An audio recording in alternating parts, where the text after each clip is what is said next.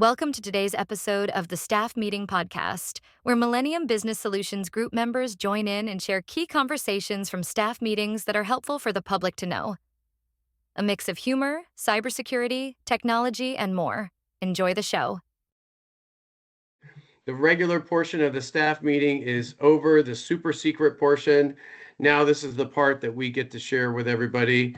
And I have to tell you, today we had no power in certain parts of LA.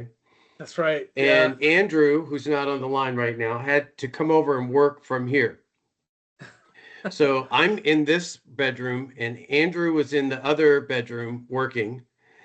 And it was so funny. He knocked over a cup of coffee. He was like, "Oh my God, I got," we had to like clean it up and everything. And then I was talking to him and I said, "Hey, did you guys go out for Halloween?" He said, "Yeah." And I said, did your wife dress up? Did you guys dress up? Oh, and he was like, "Yeah, she dressed up and went with the kids. She dressed up as Pocahontas." And I said, "Oh, wow, can I see?" And he had the phone and he was getting ready to do it. You could see in his mind, he was like, "No, I'm not going to show him the photo." Don't show Richard. I don't know if I have any pictures of her, man. I was like, okay. I was like, I get to see her in the Pocahontas outfit, man. That's awesome. And he was like, "No, I don't know if I have those photos." Oh my God. Well, talking about scary, we had a request come in to talk about the top 10 things you can do. I feel like David Letterman. The top 10 things you can do to protect your network and your employees. And I'm going to show the top 10, or I'm going to talk about them. You guys can jump in at any time. Sure. And then I've got photos of what happens when you're naughty.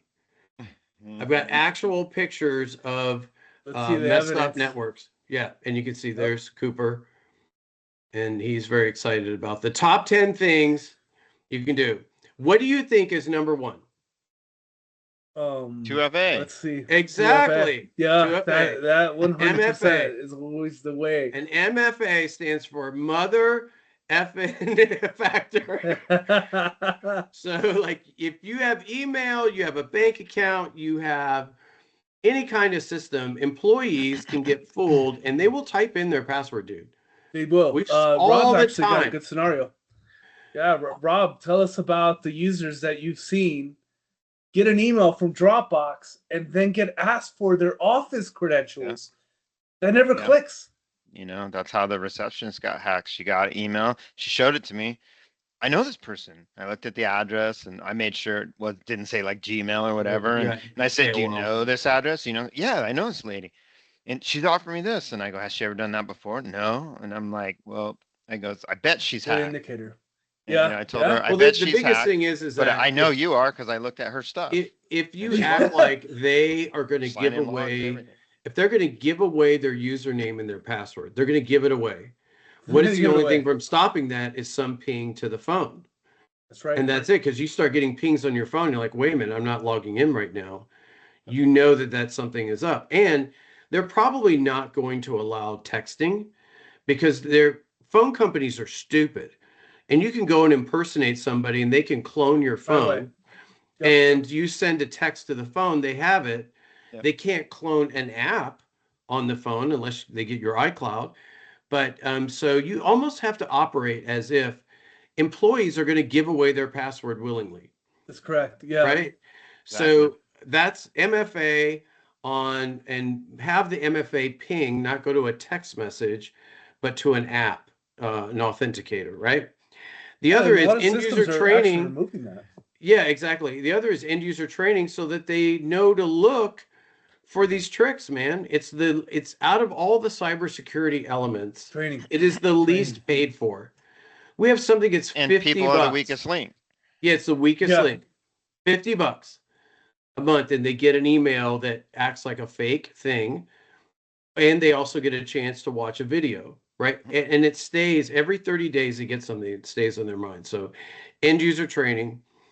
And patches. Patches is not only our cat. Our cat Patches. Patches, Patches is what you should be doing to all of your operating systems and your phones, everything you own. Patch. The other thing is patching of third-party apps, and that's been a thing. It's been difficult. Has been. You have to have multiple layers of things that your IT provider needs to do to make sure Chrome gets updated, Firefox, whatever you're using, right? Next is anti-spam and antivirus filtering on emails that are coming in, and making sure on top of that you're not taking emails that have bad DNS records. They're coming from wacky places, blah blah blah. So Wait, trying before to you move on to the next thing, yeah. What about ex-girlfriends, dude? Those usually come in. Yeah. I know you filter for that. You gotta filter those ones too, man. Actually, you can't just. I have a filter on our network that sends all the ex-girlfriend emails to me. Just so I can hold that over you later on. I can sit there and go, who's Taniqua? Who is that? Yeah. A face. Yeah, what she says the child looks so much like you now. After that, XDR, which is if you have antivirus, you're a clown, in Rob's words. Antivirus doesn't work anymore. You have to have XDR or MDR, managed detection. This is the replacement for antivirus. If you have Norton antivirus, you got nothing. You got absolutely nothing. You also need to have company-owned devices. You can't have people with their computers at home and stuff, and there's customer data intermixing with Barbie doll maker 5. Super common, and it's just terrible. I know. Every single day we see that. Yeah, it's terrible. And you need to have a machine that belongs to the company, and when the employee is on the machine, they know it's being managed, right? Exactly. So it's being policies, monitoring, everything you try to do in those steps that we've mentioned so far, we can target into a device, and that's very, very important, because we're not going to do that to your personal Mac. That's no an way. invasion of privacy. Yeah, it is an invasion. Nor do we want to. Absolutely. Hey, you blow up grandma's photos and you're in trouble. We don't want grandma's photos going up to OneDrive.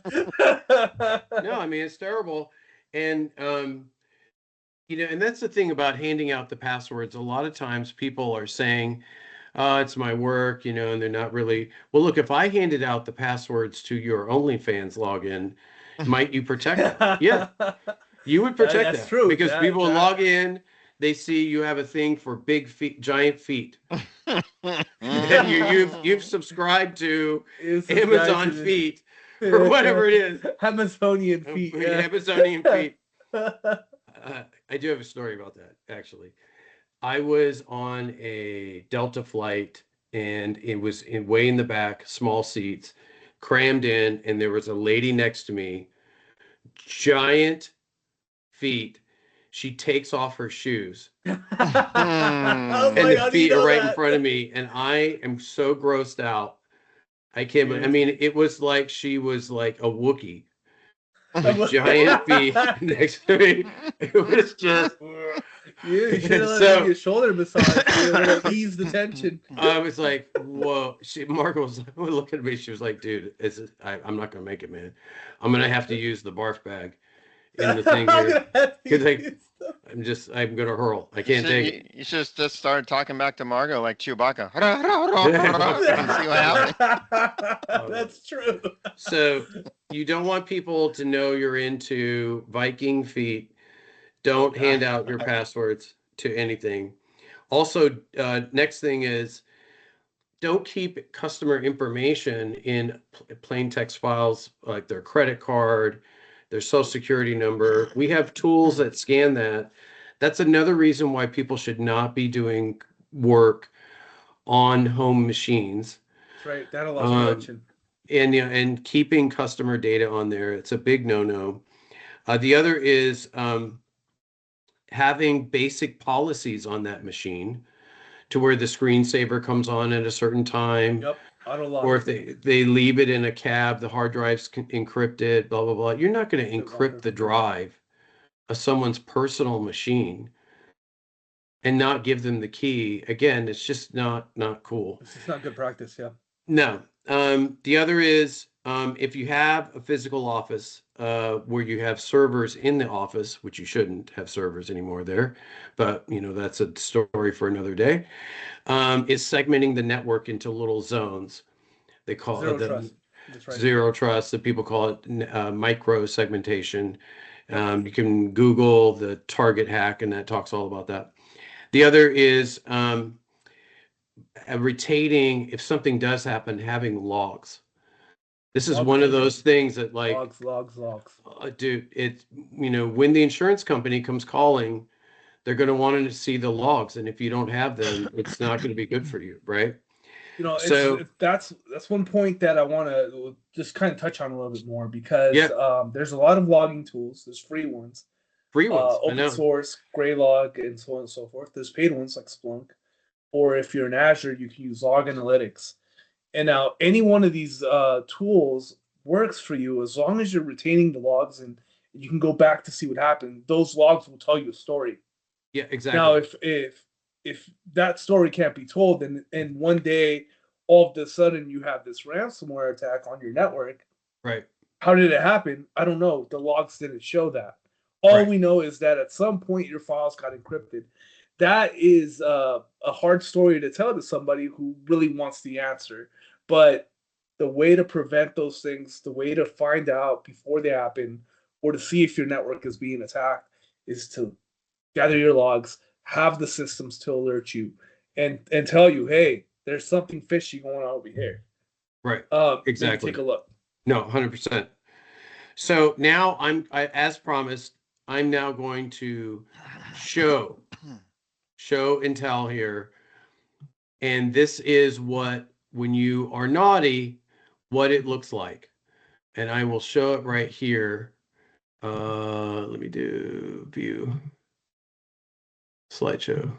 So this was in, these are all the things we talked about. We all went through all that. That's fine. So this is a machine that was encrypted. And we got there, all the machines were encrypted. This, we can't say the client, but it was in the Valley. And they all were, and one of the machines had the speech from 2001 Space Odyssey saying, what are you doing, Dave?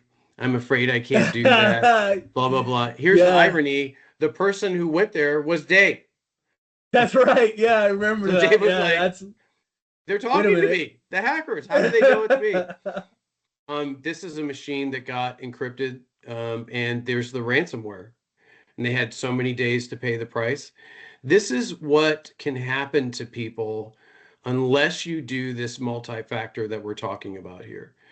You have to make sure that you are taking care of all of that kind of stuff. You have to assume that D. Kim and our other friends are in the machine and they're looking at you, there. Right? That they're there, right? You need to add like the Ayatollah on there. Patching. Yeah, exactly. Iran's not a friend either. No, they're all troublemakers. Need to do management, need to do antivirus. So this is some of the new stuff. Security Copilot is coming out, which is kind of cool. That goes to the logs. These will actually do some analytics on the logs. And this is Sentinel-1, which has its own logging system, which is kind of cool. Again, we want MFA. I mean, if you take nothing from today is training, which is what this video is all about, and MFA. Now, this actually, I'm going to go back.